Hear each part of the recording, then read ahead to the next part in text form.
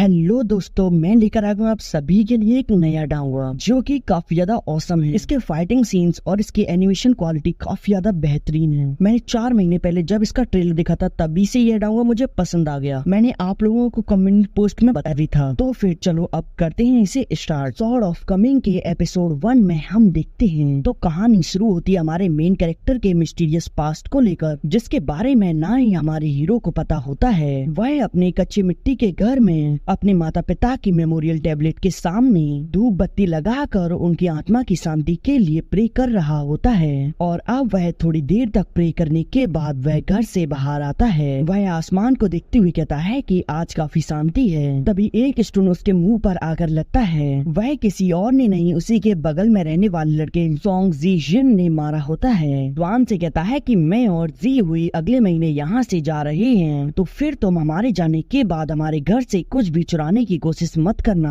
परंतु ज्वान तो उसकी बातों पर ध्यान न देते हुए वहाँ से लकड़ियाँ उठाने लगता है। परंतु वह लड़का तो ज्वान को स्टोन्स मार कर छेड़ रहा होता है, लेकिन ज्वान उससे कुछ भी नहीं कहता, मानो कि हमारा हीरो एकदम ही सीधा हो। अब यह देखकर वह लड़का भी उन स्टोन को उसी की तरफ फेंक कर वहाँ से चला जाता है। वहाँ खड़ी उसकी सर्वेंट की नजर तो उन स्टोन पर होती है। वह ज्वान को आवाज लगाती है और कहती है कि क्या तुम उन स्टोन को उठाकर मुझे दे सकते हो। यह सुनकर ज्वान उन स्टोन को उठाकर उसे दे देता है। तभी शोंगजिन के घर पर एक लड़का आकर चिल्लाता है। वह उसके घर का गेट जोर जोर से बजाते हुए उसे खरी खोटी सुना रहा होता है और अंदर से जीजुन भी उसे खरी खोटी सुनाकर वहाँ पर रेस्ट करने लगता है। इधर तभी वह लड़का ज्वान के घर के दीवार पर आ जाता है। फिर वह वहाँ से सोंगजिन की सर्वेंट को सुनाने लगता है, परंतु अब वह सर्वेंट वहाँ 1 मिनट भी खड़ी नहीं होती और अब वह वहाँ से आगे बढ़ते हुए उन स्टोन को खाने लगती है। तभी उसकी आंखें गोल्डन कलर में चमकती हैं। इधर हम ज्वान को देखते हैं जो कि गेट खोलता है और अब वह लड़का अंदर आता है। वह छोटा लड़का ज्वान के पड़ोसियों को खरी खोटी सुना कर कहता है कि तुम अंदर क्यों छुपे हो, दम है तो बाहर आओ। ज्वान उससे कहता है कि अरे यार थोड़ा शांत भी हो जाओ। अब वह छोटा लड़का ज्वान द्वारा उसे दी गई मछली को उसे दिखाता है और कहता है कि देखो यह कितनी बड़ी हो गई। ज्वान उससे कहता है कि चलो मैं तुम्हें एक और मछली देता हूँ। बेचारे उस छोटे बच्चे की तो नाक भी बाहर निकल रही होती है और अब वह छोटा बच्चा उस मछली को अपने साथ लेकर वहाँ से चला जाता है। इधर हम उस शहर के बाहर बॉर्डर पर देखते हैं जहाँ कुछ लोग उस सिटी के अंदर आने के लिए बाहर खड़े होते हैं। तभी ज्वान वहाँ से गुजर रहा होता है। उसकी नजर उन लोगों पर पड़ती है। अब उन लोगों में से एक लड़की उस गेट को खोलने की कोशिश करती है, लेकिन वहाँ पर वह गेट मैजिकल रस्सी से बंधा होता है। ज्वान वहाँ पर एक गेट को बजाता है। तभी इसमें से एक आदमी निकल कर ज्वान को एक थप्पड़ मार कर पीछे करता है। वह ज्वान से कहता है कि गधे तुमने मेरी नींद सुबह सुबह ही खराब कर दी। तभी ज्वान उसे साइड की ओर इशारा करता है। यह देखकर वह कहता है कि अच्छा ऐसी बात है और अब वह उस गेट पर जाकर उस गेट को ओपन करता है और कहता है कि चलो आओ अंदर। अब वह लड़की आगे बढ़ने लगती है। तभी वह बंदा उसे रोक कर कहता है कि मैंने सिर्फ खाली हाथ अंदर आने के लिए नहीं कहा, बिना पैसे दिए अंदर कहाँ जा रही हो, यह यहाँ का रूल है, यहाँ से अंदर जाने के लिए पैसे लगेंगे, चलो निकालो। तभी एक ओल्ड मैन उसे पैसे देकर वहाँ से आगे बढ़ जाता है। अब वह बंदा उस लड़की से कहता है कि चलो तुम भी पैसे दो। यह सुनकर वह लड़की भी उसे पैसे दे देती और अब वह सभी लोग एक एक करके उसे पैसे देते हुए आगे बढ़ रहे होते हैं। उधर ज्वान को तो उन लोगों को देखकर काफी अजीब फील हो रहा होता है। उन लोगों के साथ एक काफी बड़ा हष्ट पुष्ट आदमी होता है जिसके कंधे पर उसकी ग्रैंड डॉटर बैठी होती है। वह ज्वान के बारे में अपनी दादाजी से कुछ कहती है, लेकिन ज्वान को समझ में नहीं आता। तभी वह बंदा ज्वान के पास आता है और कहता है कि क्या तुम्हें पता है उसने क्या कहा। इस पर ज्वान कहता है कि नहीं। यह सुनकर वह बंदा कहता है कि तो फिर चलो छोड़ो, जानने में रखाई क्या है। और अब वह उसे कुछ लेटर देते हुए कहता है कि चलो लग जाओ अपने काम पर। इन सभी लेटर्स को समय रहते अपने अपने ओनर के पास पहुँचा दो। हाँ, और आए दिन मुझे डिस्टर्ब मत करना क्योंकि मुझे थोड़ी नींद ज्यादा आती है। और यह कहकर वह बंदा वहाँ से जाने लगता है। तभी ज्वान उसे रोक कर कहता है कि क्या तुमने नहीं देखा वह लोग कितने अजीब हैं। यह सुनकर वह बंदा कहता है कि तुम उन लोगों पर ध्यान दो, चलो अपना काम करो। और यह कहकर वह बंदा वहाँ से आगे बढ़ जाता है। अब हम उन नए लोगों के साथ आए हुए एक ओल्ड मैन को देखते हैं जो कि वहाँ मौजूद सिटी में एक पेड़ के किनारे खड़े होकर सभी लोगों को एक कहानी सुना रहा होता है। वह कहता है कि ऐसा कहा जाता है 3000 साल पहले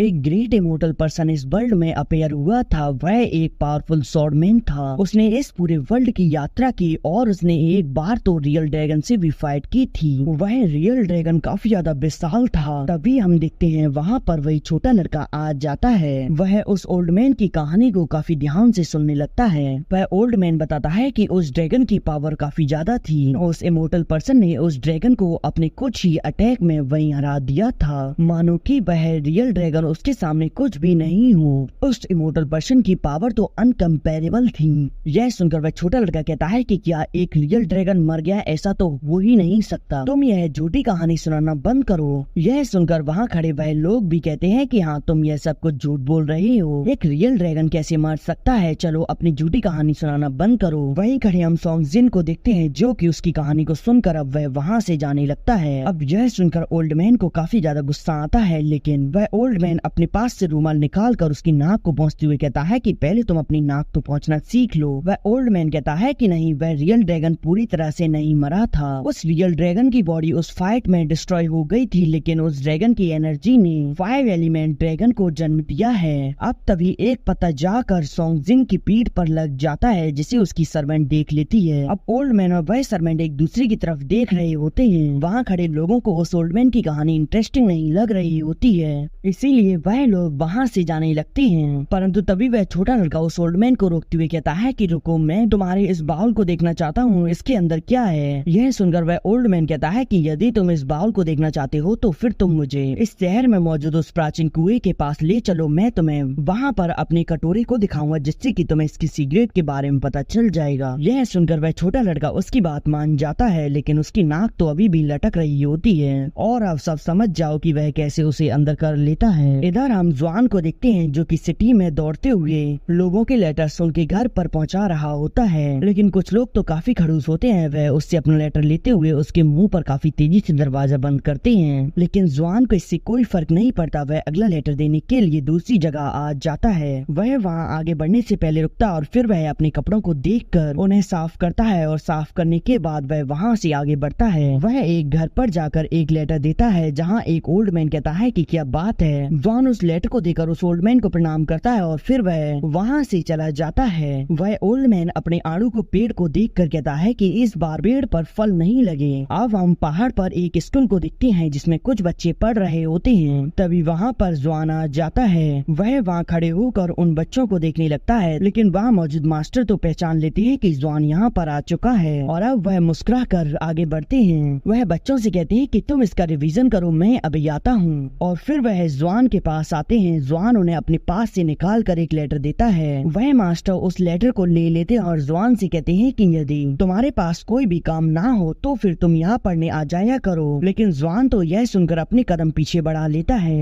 वह कहता है कि टीचर आपका धन्यवाद, लेकिन उससे तो हाथ जोड़ना भी नहीं आता, और अब वह वहाँ से उन बच्चों को देख कर जाने लगता है। अब हम एक जगह को देखते हैं जहाँ कुछ लोग सामान बेच रहे होते हैं, लेकिन तभी वहाँ जॉन आ जाता है, जिसके पास कुछ पैसे होते हैं। वहाँ से एक बंदा कुछ मछलियों को लेकर आगे बढ़ रहा होता है। तभी जॉन उसे रोकता है। वह उसे पूछता है कि वैसे इन मछली का प्राइस क्या है। इस पर वह बंदा कहता है कि मुझे इसके बारे में नहीं पता, लेकिन यह काफी ज्यादा प्रीशियस है। यह सुनकर जॉन अपना सर खुजाते हुए कहता है कि तो फिर ठीक है, और अब वह वहाँ से जाने लगता है। परंतु तभी वह पर्सन जॉन को रोकता है और कहता है कि क्या तुम इसे खरीदना चाहते हो। इस पर जॉन कहता है कि लेकिन मेरे पास तो केवल 5 सेंट ही है। यह सुनकर वह आदमी सोचने लगता है, और फिर वह कहता है कि चलो ठीक है, लाओ दो। परंतु तभी एक पर्सन उसके सामने 50 सेंट की पोटली फेंकता है। वह पर्सन तो इतने सारे पैसे देखकर काफी ज्यादा खुश हो जाता है। अब जॉन समझ जाता है कि यह फिश उसकी नहीं होगी। यह देखकर अब वह वहाँ से आगे बढ़ने लगता है, लेकिन तभी जिस पर्सन ने वह फिश खरीदी होती है वह जॉन को पैसे देता है और कहता है कि तुमने इसे पहले बुक किया था, लेकिन मैंने खरीद लिया, इसीलिए मैं इसका कंपनसेशन के रूप में तुम्हें यह दे रहा हूँ। यह सुनकर जॉन कुछ कहने लगता है, लेकिन उसका ग्रैंडपा जॉन को अपनी तिरछी निगाहों से देखकर ही डरा देता है। वह बंदा कहता है कि ग्रैंडपा यह मछली तो कुछ समय बाद ड्रैगन में बदल जाएगी, यह तो काफी ज्यादा प्रीशियस है। इस पर उसके ग्रैंडपा कहते हैं कि हाँ, तुमने सही कहा, यह मछली काफी ज्यादा प्रीशियस है। अब जॉन एक जगह से गुजर रहा होता है, तभी वहाँ पर एक शॉपकीपर उसी मछली के बारे में बात कर रहा होता है कि एक मछली ऐसी है जो कि ड्रैगन में बदल जाती है। लेकिन जॉन तो उसकी यह भी बात को सुनकर नहीं रुकता।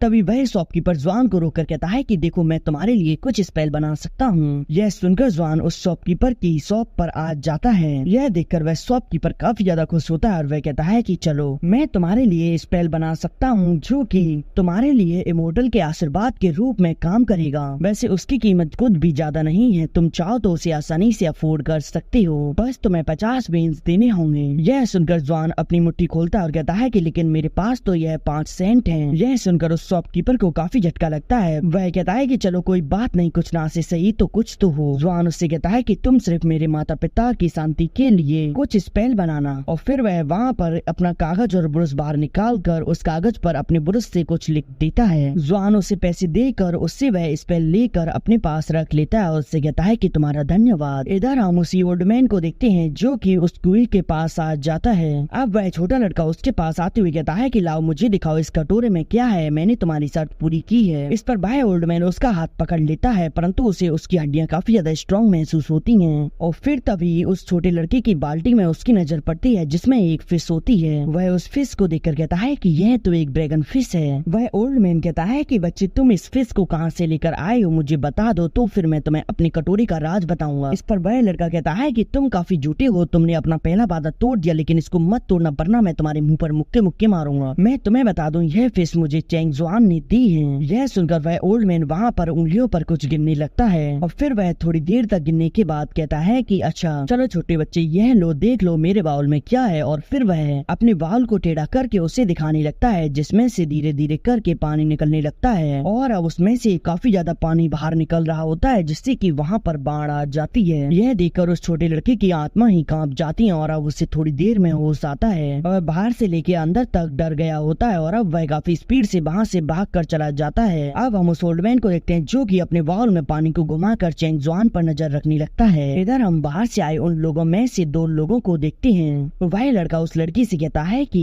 हमें यहाँ शांति से काम करना है, हमें यहाँ किसी भी नियम को नहीं तोड़ना, तो फिर थोड़ा शांत रहना। वह लोग वहाँ पर किसी की तलाश कर रहे होते हैं, तभी उनके सामने जॉन आ जाता है। वह उन्हें देखकर वहाँ से आगे बढ़ जाता है। वह दोनों लोग जॉन को देखकर उसका पीछा करने लगते हैं। जॉन वहाँ से काफी स्पीड से अपने घर की ओर बढ़ रहा होता है, लेकिन तभी वह ओल्ड मैन जॉन पर अपनी पावर का उपयोग करता है जिससे कि जॉन वहीं रुक जाता है। उसे काफी ज्यादा दर्द हो रहा होता है। अब तभी जॉन के पास एक लेडी आती है। वह उससे कहती है कि क्या तुम सोंग जी और गुकाई के बारे में हमें बता सकती हो। इस पर जॉन कहता है कि सोंग जी उससे तो मैं सुबह ही मिला था, लेकिन नहीं पता कि अब वह कहाँ होगा। इस पर वहाँ खड़ा वह बंदा उसे टोकन दिखाते हुए कहता है कि क्या तुम हमें उसके पास ले चलते हो, मैं तुम्हें यह काम करने के पैसे दूंगा। इस पर जॉन मना कर देता है और अब वह अपने घर के अंदर जाने लगता है, लेकिन तभी किनारे पर सोंग जी बैठा होता है। वह कहता है कि क्या बात है, मैं ही वह हूँ जिसे तुम ढूंढ रहे हो। इस पर वह बंदा कहता है कि हमें तुम्हारे साथ साथ गुकाई की भी तलाश है, वह कहाँ है। इधर जॉन उनकी बातों पर ध्यान न देते हुए अपने घर के अंदर जाने लगता है। तभी वह बंदा उससे कहता है कि लड़के तुम्हारे लिए इतना एरोगेंट बनना इतना अच्छा नहीं है। वह लेडी भी जॉन को सुनाकर वहाँ से आगे बढ़ने लगती है। तभी जॉन उसे रोकने वाला होता है, लेकिन तभी उसे कुछ होने लगता है जिससे कि उसकी आवाज नहीं निकलती। लेकिन तभी उस लेडी का पैर वहाँ पड़े गोबर में पड़ जाता है। यह देखकर सोंग जी और उसकी सर्वेंट मुस्कुराने लगते हैं। यह देखकर उस लेडी को काफी गुस्सा आता है और वह जॉन पर हमला कर देती है, परंतु वह बंदा उसके अटैक को वहीं रोक कर कहता है कि तुम्हें यहाँ पर रूथलेस एक्शन नहीं लेना चाहिए। वह लेडी जॉन से कहती है कि मैं जानती हूँ तुमने जानबूझकर धीरे बोला जिससे कि मैं तुम्हारी आवाज न सुन पाऊँ। जॉन तो काफी डर जाता है और अब वह चुपचाप करके अंदर जाने लगता है, लेकिन तभी वह ओल्ड मैन अपने वॉल में एक उंगली मारता है जिससे कि जॉन को वहाँ पर कुछ होने लगता है और फिर वह उस लेडी का कपड़ा पकड़ते हुए कहता है कि सिस्टर। वह लेडी यह देखकर आग बबूला हो जाती है और अब वह गुस्सा होते हुए कहती है कि तुम्हारी हिम्मत कैसी हुई।